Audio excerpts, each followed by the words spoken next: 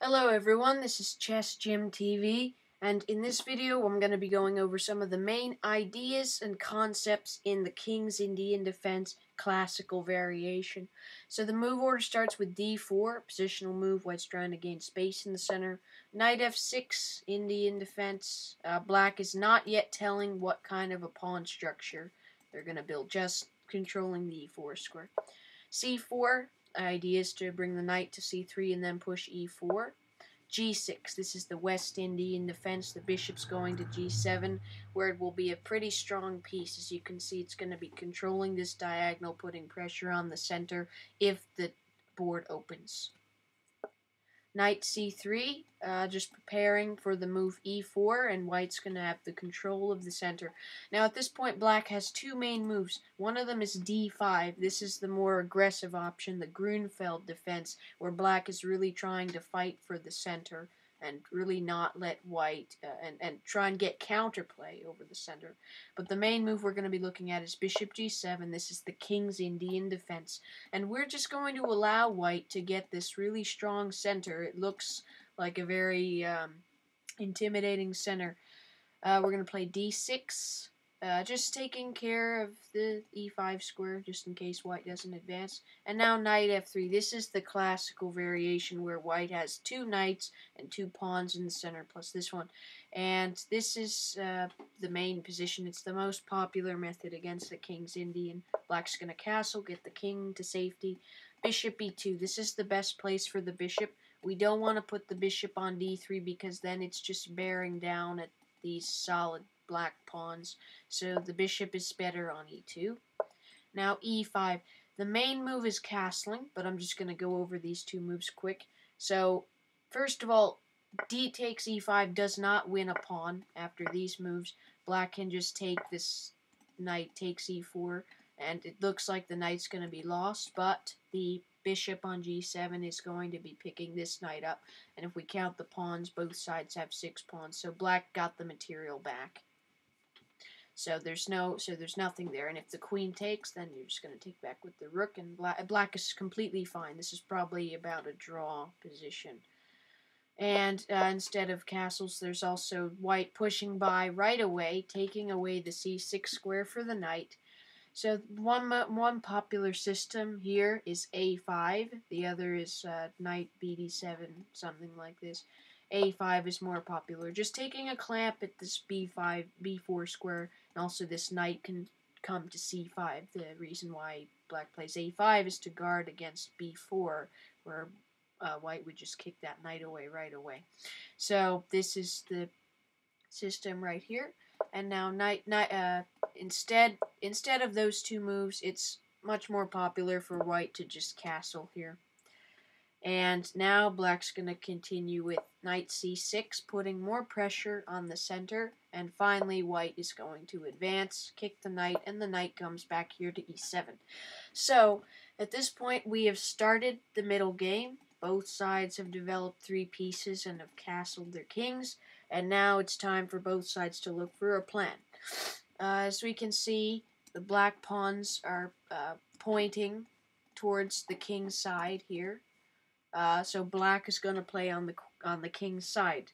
We know which side of the board we're going to play on based on the direction of the pawn chain. We can see the black pawns point this way. And white's pawns point this way. If white can't do anything over here, then white's going to come this way. So what black's idea is to play for this f5 push first of all. That means this knight has to move. Usually this knight has 3 choices of the way it can go. Most likely it's going to come to d7. And then f5 is going to come after that, and then follow up with f4, and then we're going to march these pawns up the board, bring the knights back, and bring the rook to the open file. And black's just going to try and do a checkmate attack against white's king. And as for white's plan, white is going to be playing on this queen side, so white's going to play moves like b4 and c5. This is white's main move, c5 here. White's going to try and do that. Knight e1, knight d3, bishop e3. These are just some moves that are preparing and also rook c1, trying to open up this c file and try to come in on this c7 square, maybe with knight b5 to c7, and also f3, just for that bishop safety. So white's going to be trying to win material on this side of the board, while black's trying to checkmate white's king. So this is a very dynamic, exciting game that both sides can play, and I've selected a game played by Santagati and Simon Williams, Ginger GM. It's a very good game, which I think highlights some of the main ideas that you can play in this variation. So white plays knight e1, black plays knight e8. Sometimes this knight can come to e8. Bishop e3. The bishop's very good on that post. f5. Here comes our pawn break. f5. We're threatening to come to f3, so white makes a safe haven for the bishop. And now g5. So the next part of the plan after these moves is that black wants to get in g5 to g4, this pawn break here, where the pawns will come in contact and black will be able to open more lines. So we've got to play h5 first. The bishop is already covering that square. We've got to bring our knights into this area. So white just tra-la-la-las around and plays c5. Knight g6. You're often going to see this move being played. Rook c1, preparing with this open file. And now this is a very important move. Rook f7. This move is so important. It's a great move. It combines offense and defense. First of all, it defends this point of c7 so that the white rook and knight can't just jump in here. The rook defends the pawn on c7. Also, it makes way for this bishop to come to the f8 square and protect protect the pawn chain on d6, because this bishop is not the greatest attacker because all the pawns are on the same color as the bishop, but the bishop can be a good defender. And also this rook, once the bishop moves, can slide over to either the G or the H files. So this rook f7 move is very important. The main reason is because it defends the c7 square. a4, white is continuing on the queen side. h5, black is working towards this g4 move. And now a5, of course.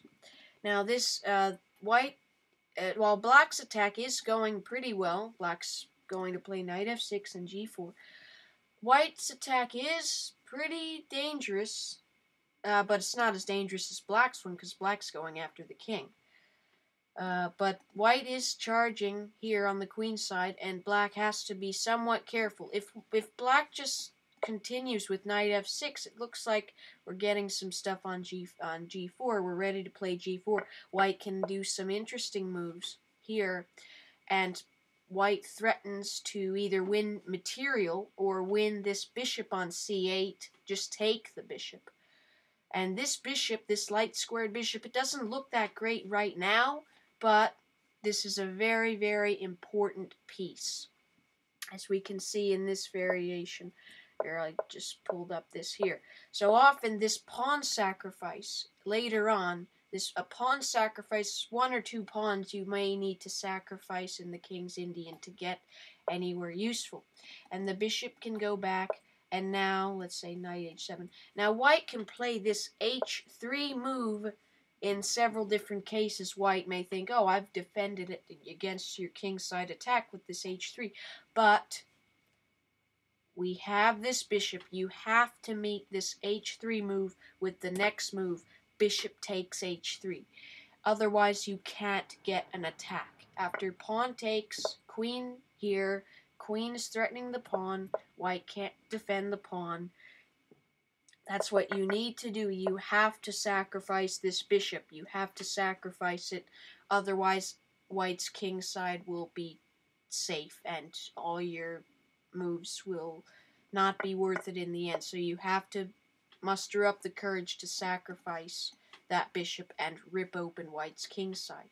So that's why white is threatening somewhat to come in and buster up black's queen side. So black does make this defensive move. It's just a safe move. And white plays knight d3, continuing. And now knight f6. And now black is ready to go g4. After the exchange of pawns, white continues with b4. And now this bishop d7 move is useful because it stops white's play. It stops the knight coming into b5 completely. And now a3, h3, trying to stop g4. But this g4 move does work because now white is forced to take with a pawn on the g4 square. And that will leave the black pieces to come in. And, well, maybe not there, but it'll leave white's king side very weak.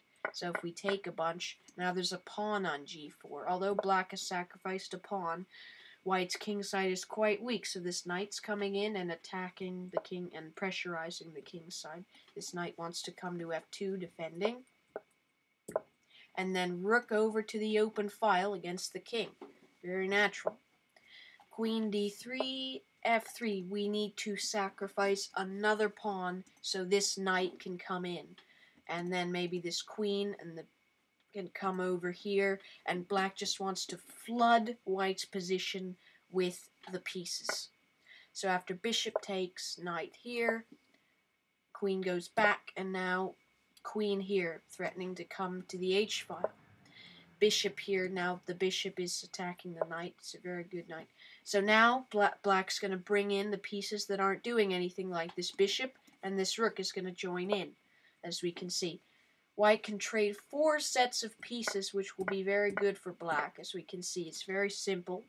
And now this move traps white's king. The white king is stuck, and black just has to improve the position. Bishop's coming to f4. The rook and the dark squares are just so weak as white lost the dark squared bishop.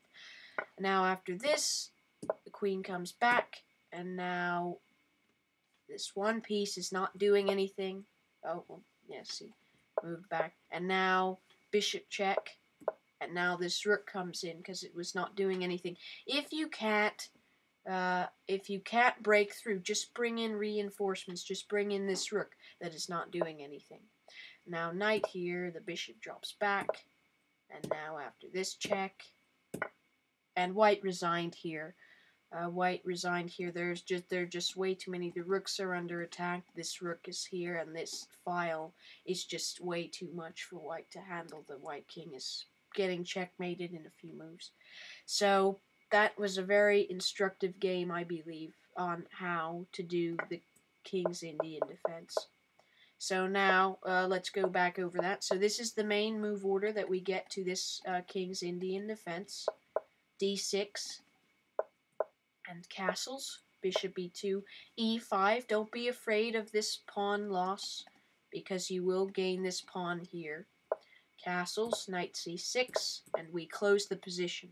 If we observe the pawn structures, black's going to be playing for f5, white's playing for c5 on the queen side. So black is going to do a king side attack, and we can see a few more moves of this. The f5, f4, and g5. You're putting the knights here, h5, and you're just going on the king's side. If white plays h3, you do your bishop sacrifice, and you're just going to do a great king side attack, and you will have many successful games. While white's going to be trying to do something on the queen side, but you're going to get his king. So that's the idea. I hope you enjoyed this video. I hope you found it useful. Thank you for watching, and please try out the King's Indian Defense Classical Variation. It's a great opening. Thanks, and I'll see you next time. Happy checkmating.